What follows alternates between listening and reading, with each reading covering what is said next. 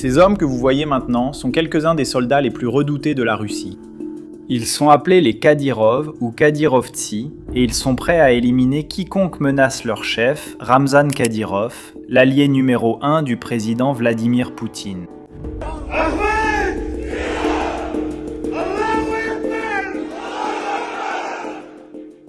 Mais Ramzan Kadyrov commande aussi un autre groupe de combattants, ou plutôt des combattants en arts martiaux. Nombre d'entre eux participent aux plus grands événements mondiaux de combat à l'UFC. Le seul problème, c'est que certains de ces mêmes hommes apparaissent dans cette vidéo ici, habillés en tenue militaire, armés, prêts à avancer dans la guerre menée par la Russie contre l'Ukraine. Nous allons vous montrer dans cette vidéo comment le chef de guerre tchétchène a fait du sport de combat une machine de recrutement militaire.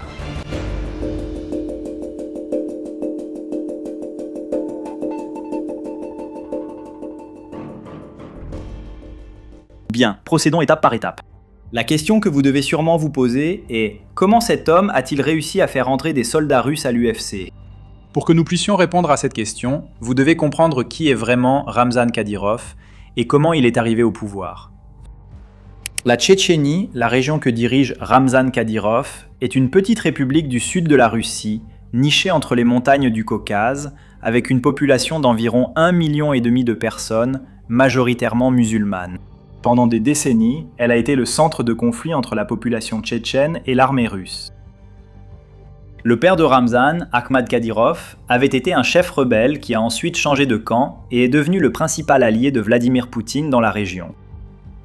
En 2004, Ahmad a été assassiné lors d'un attentat à la bombe pendant une cérémonie officielle.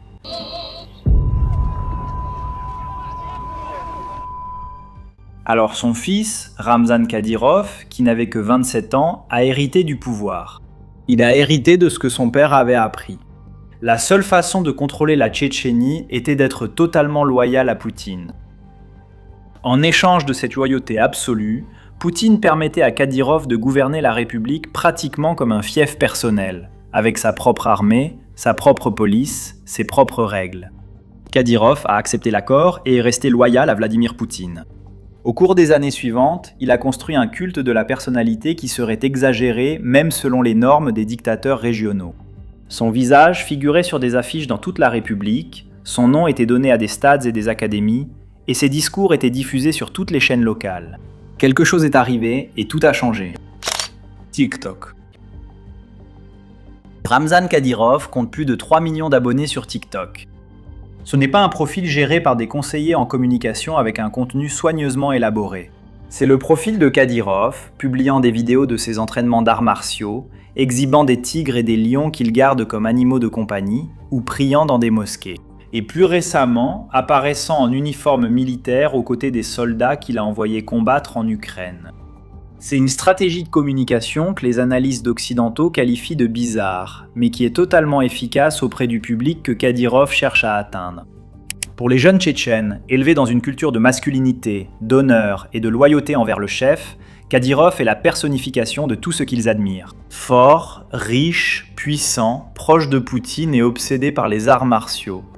Et c'est précisément cette obsession pour les arts martiaux que Kadyrov a transformé en l'un des instruments les plus efficaces de son pouvoir. En 2009, Kadyrov a fondé le Akhmat Fight Club, une organisation de MMA à Grozny, la capitale de la Tchétchénie, nommée en hommage à son père assassiné.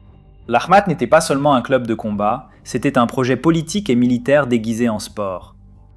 Kadyrov a investi d'énormes ressources dans l'organisation, engageant des entraîneurs d'élite, construisant des installations de classe mondiale et recrutant les jeunes les plus talentueux de la République. Les combattants de l'Akhmat recevaient des salaires généreux, un logement, de la nourriture et un statut social qu'il serait difficile de trouver dans aucun autre parcours de vie en Tchétchénie. En échange, ils devaient une loyauté absolue à Kadyrov. Le club a vite formé des combattants compétitifs à l'international. Certains sont arrivés à l'UFC, le principal événement de MMA au monde. D'autres ont concouru dans de grandes organisations européennes et russes.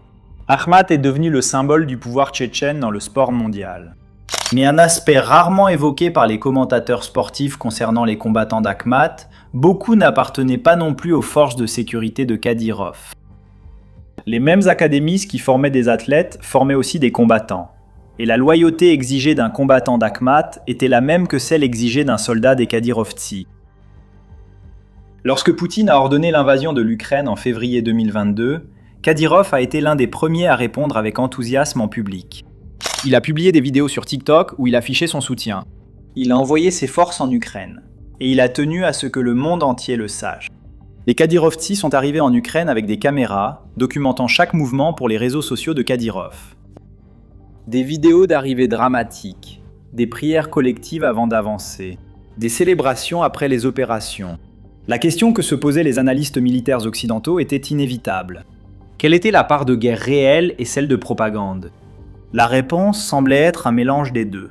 Il y avait des cas documentés de Kadyrovtsi participant à de vraies opérations en Ukraine, y compris les premiers jours du siège de Kiev et des opérations dans l'Est.